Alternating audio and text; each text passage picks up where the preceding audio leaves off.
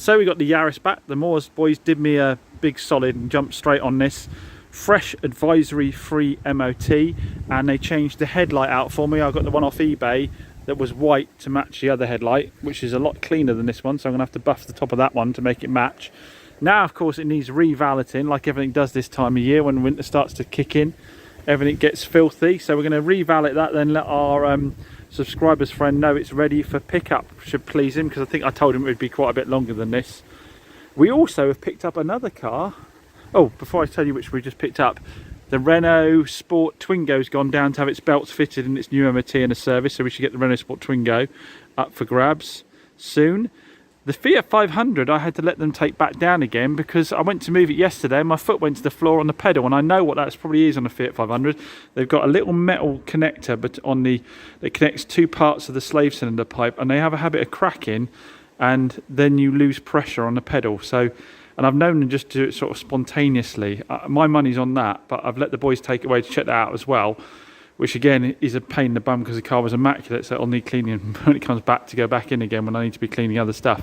So yeah, hopefully we have the Renault Sport Twingo back. Hopefully the 500 margins are going to be, and this is why I get nothing done just as I'm about to clean the Yaris. Mr. Adrian turns up, A&K Van Services. Remember, if you need anything moving in North Devon, he's your man. Well, from North Devon to anywhere. He'll do anywhere if you pay him enough money, of course. He's picked up another car that I've purchased. And I don't know much about this one. You're going to be genuinely having a look around it the same as me, because I put a bid on it based on a description and I've got it, so we need to give it a good looking over and find out potentially what a mistaker I've made her. That's not the expression, is it? What a mistake of a maker. I know it's low mileage. I think it's 42k. There you go, Adrian's doing my buying for me now. 42k, so yeah, nice low mileage on a 2012. And it is not the Eco Boom. It is the, I think it's the 1.6, this one. Headlight could do with a polish. It's had some tape in it there as well. Why has it got tape on the side of the headlight? Oh, someone's drilled a hole in it. Try and get condensation out. Might need a new headlight there. That shouldn't be too hard on the focus though, should it? Yeah, wheels look all right.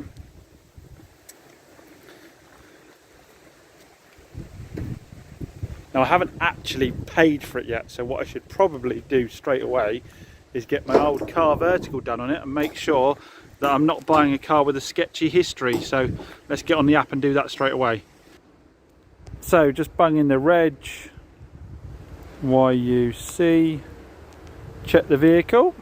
So we've got the report back. The Focus is okay for theft, it's okay for mileage, okay for finance, okay for damage. Full clean sweep there. Mileage graph is nice and consistent, so that shows like it's totally genuine on the mileage side of things.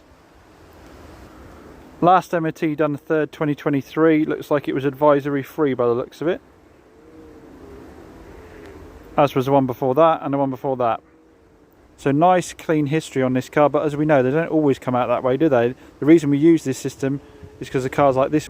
Now check out this report for a Mazda MX-5. Now I did this report for my mate Ginger Frank, who came by the unit proudly telling me he just scored a bargain Mazda MX-5. It was okay for theft, okay for mileage, okay for finance, but when it got to damage, we had a yellow warning. If we click on that, it fires us straight to the bottom there and tells us this vehicle was damaged. This vehicle was marked as an insurance write-off. It was a category C on the 1st 2017. Now category C is better known now as category S, which is structurally damaged. Now Frank did not know this about the car, so he may want to go and renegotiate the deal he'd done on the car. Now luckily this MX-5 isn't worth an awful lot anyway, but had he done it on a more valuable vehicle, he could have been badly burnt. Now if you want to do your own car vertical on a car you're looking to buy, perhaps one you've already bought or a friend is, like my mate Ginger Frank, then there is a link in the description down below, and if you use my code as displayed on screen now, you'll get a nice discount. I want to thank Car Vertical for being a continued sponsor of Chops Garage and from saving my mates from big mistakes. Congratulate me on the half a tank of fuel it's got in it as well. Make sure he doesn't scrape our bumper off. To be fair to him, he's never actually, touch wood, in all this time, I should touch wood while I say it, ever damaged one of my cars. He's taken things like Audi R8s up on that as well. He's very conscientious with his blocks and stuff. So, clutch all right, mate? Lovely. Got on the trailer okay? Yeah, feels really nice actually. Starts nice. I noticed some tape here on the rubber trim, so we'll need to bond that back in again. I noticed that that's going to bug me, that bit of silver wear through on the centre console there, whether I'll be able to get another one or not, or whether I can tidy it up. Perhaps spraying it black would be better, I don't know. That might be a better solution than anything else. Seats could do with a bit of a wet clean, but they're not damaged, there's no scrapes. Paint, it's a little dull, could do with the machine polish. I think it is a metallic. We've got nothing on the corner of the bumper there. Nothing on the corner of the bumper there. Minor chip here, very minor mark up there that touching quite nicely. Rear badge is a bit peely. Be nice to replace that. That tyre's a bit flat, so we'll need to pump that back up and then check and see if it goes down again or not. Sorry, you weren't able to see that tyre there. So we'll pump that back up and see if that goes down again very quickly or not. The alloys, like I say, they're dirty, but they'll clean up all right. Again, it's all quite faded down here. The side that goes into the hedge is all a bit faded, but there's no damage. It just looks like the whole thing needs a really good machine polish and a wet clean of the seats. We'll have a little look what we've got history-wise and have a look in the engine bay in a second, but we'll let Adrian get off first. So we've got 2 keys, which is nice. Oh. And let's have a little look, see what the exact mileage is. It is 42,234, so nice low mileage. We've got Bluetooth by the looks of it, or stereo controls there, air conditioning, auxiliary input. So yeah, all the basic stuff you need. So all the fabrics are okay. In here, we've got the handbooks, and we have got a service book in here. And service wise, it's had 2013, 15 and 15 again, which is strange because that 15, what's going on there? I think we might need to ring Tor and find out what's going on with this, because I can't believe this has not had a service since 2015. We'll have a look in the engine bay, look at the colour of the oil and the coolant, and that should give us a pretty good idea of whether there actually has been services happening afterwards, because like I say, I don't believe that it's not had any services at all. It might well have gone. I need to know how many owners it's had, see how see whether possibly someone went independent or not with it, because Tor's a local Ford dealership. So under the engine bay, we'll check this before we start the car up and do any other tests. The coolant is a lovely colour, which is one of two things: either it is being serviced, or it's had to be topped up due to something being done. Could be cam belt. If it's had the cam belt done and it's had the water pump done at the same time, then that'll be why you've got nice clean coolant. It's not done under normal servicing, so yeah, so it indicates something like that might be done. Let's have a look at the oil a second. It's been sitting resting since Adrian dropped off. The oil is a nice colour. That is a nice colour, and it's the correct level as well. That is an oil that wasn't changed since 2015. So please, people, get your book stamped. Get your book stamped. Even if you're doing it yourself, write it in, keep your receipts for your parts. History is a big thing with cars, and make sure when you get your car serviced by a garage, before you leave, check the book and see whether it's been done or not, and then stand over and while they stamp it if it hasn't been. Right, we'll start her up and see how she runs. Oh, just a quick checks down as normal to see how much oil we've got coming between the engine and the gearbox, the rear main seal. That seems okay. I don't see any leaks on the under tray as well, which is a good way. Now the cars have under trays, normally you'll see it gathering on under trays if you've got leaks with coolant or with oil, but don't seem to be seeing any of that.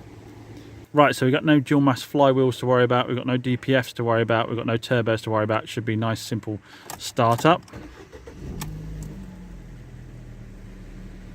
Starts up, leveling off to a nice idle. Don't see anything wrong with that at all. No erraticness. I can't feel any vibrations through the pedals as it sits and idles.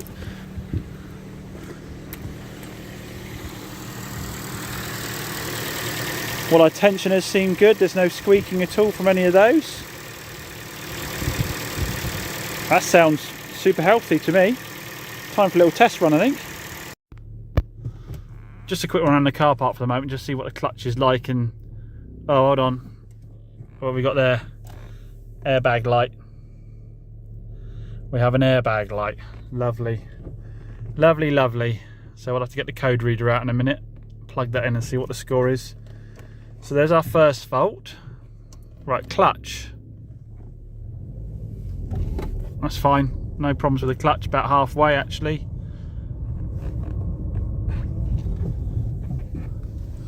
How are we for getting through the gears?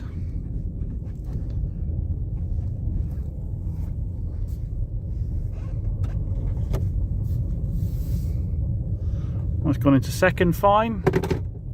Brakes, they're okay. And I guess we don't need paint. That's a big positive at the moment, because paint's taking quite a while to do and it's getting very expensive to do paint. If you're asking a dealer to do paint on a car, get ready to pay top money, because painting is expensive now. If you're part exchanging something with bad paint, with scrapes on it, get ready to be hit quite hard, because yeah, you're talking a couple £100 a corner now, a couple £100 a panel at least. So if your scrape goes into 2 panels, you're looking at 400 straight away. Right, got up into third, okay. Gearbox seems alright at the moment. Obviously we will take it for a proper road test, but there's mixed feelings with you guys on this channel as to whether you enjoy those or not.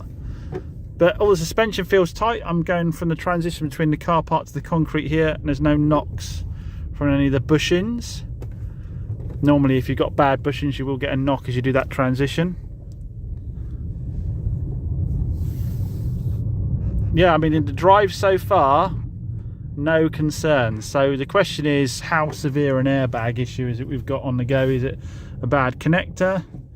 Is it a bad, well, I want to say ECU, but you'll probably correct me down below as to whether it's an ECU thing or not, or whether it's a bad airbag itself and it needs replacing. We can reset it and then take it for a drive and see if it pops back up again. Could be a low battery thing. If we get a load of low battery codes in it when we put the code reader in, that could be a sign that it is just in fact a low battery issue. But no one's mentioned having to jump start the car, so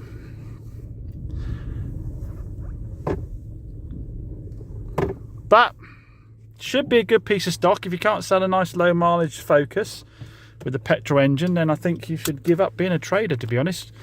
The question is whether you actually make any money doing it or not, isn't it? And it's obviously going to need a big service as well, unless we can find out from somebody that it's had more than we can find there. So airbag fix, big service, presumably it's going to need a new MOT. It's going to take a day of half a day of machine polishing to tidy that bodywork up. So that's quite labour intensive. You paid for that to be done. You're looking at probably 300 quid or more. But you've got to do it yourself, otherwise that's too much money to eat just polishing a car. So there's going to be an easy, it's going to be easy £500 worth of prep on it, I would have thought, quite comfortably. But yeah, I'm happy. I'm happy enough. Like I say, I'll plug it in and read that code, but I think it's, although I've got loads of stock, as I keep saying, you shouldn't be turning down good cars at good prices. So just completed a marathon cleanup of the Clio. If you remember, we sold this one the other weekend, went over to Malcolm for paint and he did me a solid and turned it around really quickly. Colour match is bang on, you could not tell at all, but the thing was filthy inside, so I really went to town on it, wet cleaned the seats, used the drill brush to bounce all the dirt out, and it's I told the lady I reckon I could get it looking like new, and I think I've fulfilled the brief. I think she's going to be very chuffed with that. Now I moved it inside. I was going to leave it outside to be picked up, but we've oh, self-locking, hate that. But we've encountered a bit of a problem today. In less than 24 hours, let me show you what's happened to the cars outside. This I've just moved outside to fit the Clio in, but this is just while I've been working today outside. You see that? Let's see if I can focus a bit better for you. That is sawdust from the sawmill across the road, from the MDF place across the road, and it's, look, I mean, look at the roof, for goodness sake. The roof is absolutely coated in the stuff.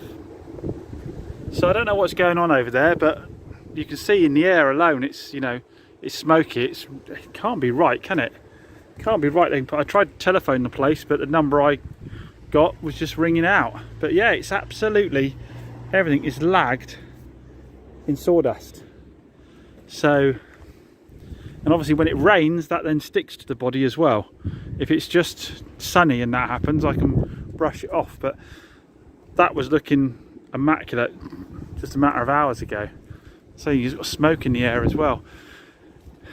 Yeah, I mean, it might be easier if I didn't fill up the second room full of toys and kept that as showrooms, potential showroom space as well. And there's a few at the back that could do with, I mean, the Smart Roadster and the Barchetta could come out. In fact, actually, I might get the Fusion out because it's a cheap car. Perhaps that should be outside. And I should move the Suzuki back in again. But anyway, we'll let this lady know this is ready, and hopefully she'll come and pick it up fairly swiftly. And then that'll free up some space. Just a quick reminder, everyone, that the gorgeous Jaguar XJ that we just had the brand new MOT and service done on is now up for grabs in the latest raffle, just £2 per ticket. Massive thanks to those early supporters that have already got tickets. Remember, with this one, it is, like I say, it's a 3-litre V6 Jaguar XJ, only 57,000 miles, isn't it? Something around that on it. Just had a brand new advisory free MOT and a service, and the thing is absolutely beautiful. It is in such good condition. Unfortunately, we got some dust on it from being parked outside, but the leather in it is absolutely stunning. There is a video, a walk around video of it. If you follow the link through to the raffle, there's a video walk around of it there, and it was in the last video I put out as well. As always, we're supporting a charity with this raffle as well, and in this occasion it is Sophie's Legacy. Now that is the charity that was set up in memory of the 10-year-old that died unfortunately of cancer.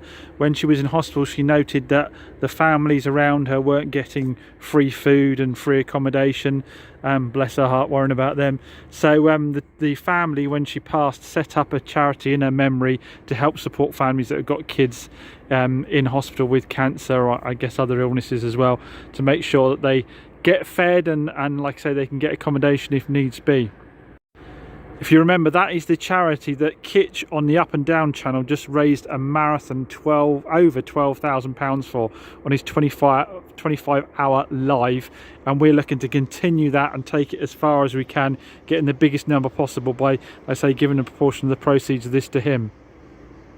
As per previous raffles, if you just want to get involved, you don't necessarily want the car, there is an alternative prize of a tech bundle of diagnostics machines as donated by our generous sponsors. And in the same as in previous raffles, if someone does opt for that, we will then sell the car off to the highest bidder, and the money from that will also go to the charity. So hopefully we can set this one alight and help Kitch take that collection for Sophie's Legacy to an even higher level.